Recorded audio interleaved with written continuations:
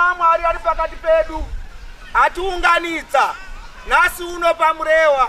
Tiri pano tese taungana ku Bethlehem reJudea, ndiye nzvimbo ya Mwari. Mwari anoungana nevanhu pasango. Ndipo pano pakagadzirwa temberinekeri ya Mwari. Tiri pano vanhu vake tichimuteera. Ndizvo zvinodiwa naMwari kunyarara. One verse. Zvino takaona denga itsva nenyika itsva. Mutumwa akaona temberi yakare, nasi uno akati ngati wake. Nokuti denga rokutanga nenyika yokutanga zvakanga zvapfuura. Zvatiri kuona izvi zvichadarika, isipo paya hapachadariki, ndipo pachazoponera vatsvene.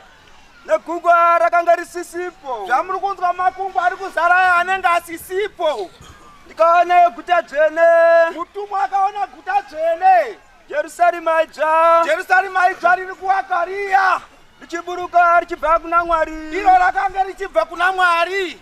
Rakagadzirwa somwenga akashongerwa murume wake. Iro richagadzirwa semwenga akashongedzerwa murume wake. Ndikanzwa izwi richibva kudenga richiti. Inzwi rakabva kudenga richiti, tarirai tabhenakari yaMwari. tarisai temberi yaMwari yakuwakwa nguva dzafamba. Iri pakati panhu. Iri pakati penyu imi muapostori, saka muri kunzishandirai temberi yenyu. Iye uchagara navo. Iye achagara nesu.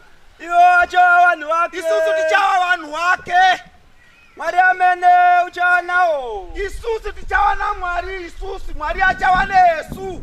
Ave Mwari wavo. Isusu achava Mwari wedu akagara pakati pedu, nenasi ari Mwari wedu kunyarara ngakwa. Amen.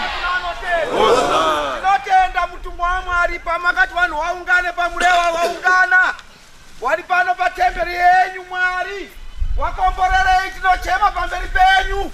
Ngavasiye kuengana, ngavasiye kutukana, ngavasiye kuba, ngavasiye kuroya, ngavasiye kutukana.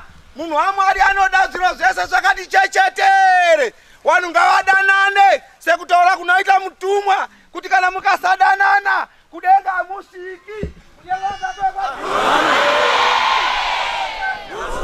Uyu mutumwa uyu haafananidzwi neumwe munhu. Mutumwa ndimutumwa, akagara ari mutumwa narini. Nyaranga kwakwatiri. Hakuna pakati pedu akafanana naye. Iye akafanana nemwanakomana waMwari. Ari iye Mwari. Akati mukaona ini mwaona Baba, mukaona wa Baba mwaona ini. Kunyaranga kwakwatiri. Kuna Jesu.